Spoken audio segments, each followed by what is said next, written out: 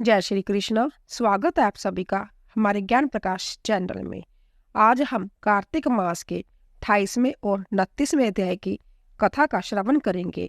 आइए शुरू करते हैं। बोले बांके बिहारी लाल की जय।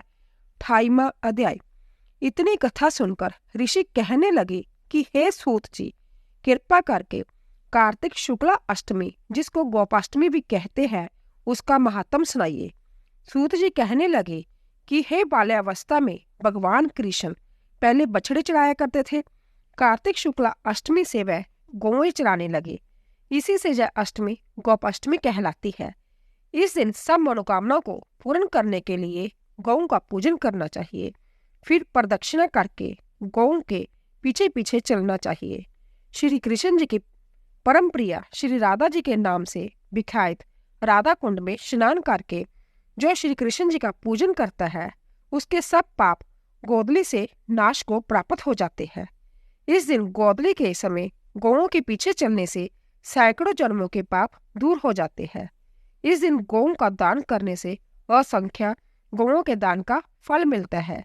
यदि इस दिन सायंकाल के समय श्रवण नक्षत्र हो तो वह जयंती योग होता है। उसमें स्नान दान करने से मनुष्य शीघ्र ही मोक्ष को प्राप्त हो जाता है। बोलिए बांके बिहारी लाल की जय। 28वां अध्याय पूरा हुआ। 29वां अध्याय। राजा पृथु पूछने लगे कि हे नारद जी, आप वेद शास्त्र तथा पुराणों के जानने वाले हैं, सो कृपा करके ये बताइए कि किस देवता की कितनी कितनी परिक्रमा होती है और उनका क्या फल होता है।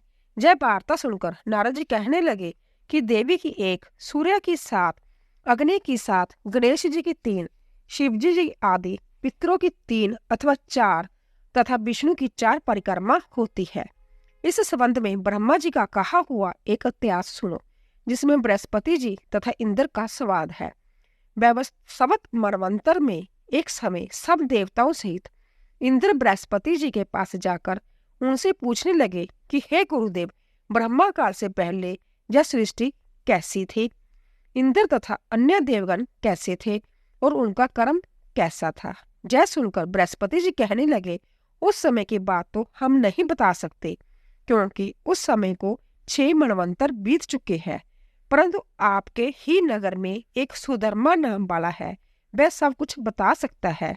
अतएव उसके पास चलिए। तब बृहस्पति जी सब देवों तथा इंद्र को साथ लेकर सुधर्मा के पास आए। सुधर्मा ने गुरुजी सहित इंद्र आदि देवों का पूजन तथा आदर सत्कार किया। इंद्र सुधर्मा की राज्य लक्ष्मी तथा वैभव देखकर दंग रह गया। फिर कहने लगा कि हे सुधर्मा, इतनी लक्ष्मी तुमको कैसे प्राप्त हुई? तुमने कौन सा जगदान अथवा तप किया था तथा ब्रह्मा कल्प से पहले की बात तुम कैसे जानते हो? यह सब हमसे कहो। सुधर्मा कहने लगा, हे इंद्र, जब चारों युगों की 1000 चौकड़ी बीत जाती है, तब ब्रह्मा का एक दिन होता है। उस एक दिन में 14 मनु और इंद्र होते हैं।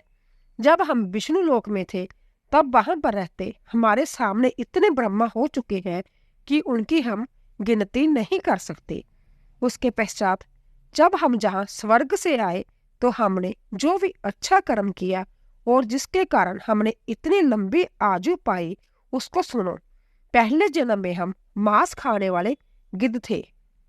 एक समय कार्तिक शुक्ला नवमी को श्री विष्णु के मंदिर पर बैठे हुए थे। तभी एक शिकारी ने हमको बाण मारा, जिससे हम घायल होकर मंदिर में आ गिरे। उसी समय मांस के लोभी एक कुत्ते ने आकर मुझको पकड़ लिया। उस कुत्ते को देखकर और कुत्ते भी वहां पर आ गए।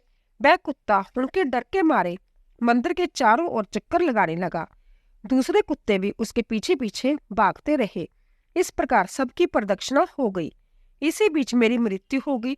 उस प्रदक्षिणा से भगवान बहुत ही प्रसन्न हुए और मुझको अपना परम पद दे दिया।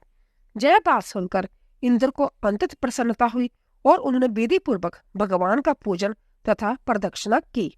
नारद जी कहते हैं, हे राजन, कार्तिक शुक्ला नवमी सतयुग की आदि तिथि है। उस दिन भगवान की पूजा, प्रदक्षिणा, दान, तप तथा जग करने से कई गुना फल प्राप्त होता है। यदि कार्तिक कृष्ण नवमी को मथुरा में जाकर भगवान की पूजा व प्रदक्षिणा की जाए, तो उसके फल का तो कहना ही क्या। प्रदक्षिणा करने में जितने पग उठते हैं उसके उतने ही कुल बैकुंठ में जाते हैं। यदि मथुरा पूरी दूर हो तो अन्य किसी स्थान पर प्रदक्षिणा करे। यदि वह भी न हो सके तो ब्राह्मण विष्णु की मूर्ति, गौ या गौ के स्थान शालिग्राम और तुलसी की ही प्रदक्षिणा कर ले। समुद्र पर्यंत सारी पृथ्वी की परिक्रमा करने से जो फल मिलता है वही शालिग्राम तथा तुलसी की प्रदक्षिणा करने से प्राप्त हो जाता है। गौ, ब्राह्मण, देव, मंदिर यह सब शालिग्राम की ही मूर्ति के बराबर है। कार्तिक शुक्ला नवमी को ब्राह्मण, गौ, देवालय, तुलसी वन, साधु, बैरागी, जीवन मुक्त, गृहस्थ, वैद, उपवेद तथा प्राण यह सब ग्राम में ही वास करते हैं। यदि ग्राम की प्रदक्षिणा करनी हो तो प्रांतःकाल उठकर स्नान आदि क्रिया से निवृत्त हो कमंडल हाथ में ले ओम नमो भगवते वासुदेवाय का मंत्र जाप करता हुआ सूर्य उदय से पूर्व ही प्रारंभ करे। ब्राह्मण, देव स्थान तथा शालिग्राम की मूर्ति की प्रदक्षिणा सूर्यदेव के बाद भी की जा सकती है। बोले बांके बिहारी लाल की जय। 29वां अध्याय पूरा हुआ। अगर आपको हमारा वीडियो पसंद आया हो प्लीज सब्सक्राइब कीजिए, लाइक कीजिए और शेयर कीजिए। आप सभी का धन्यवाद।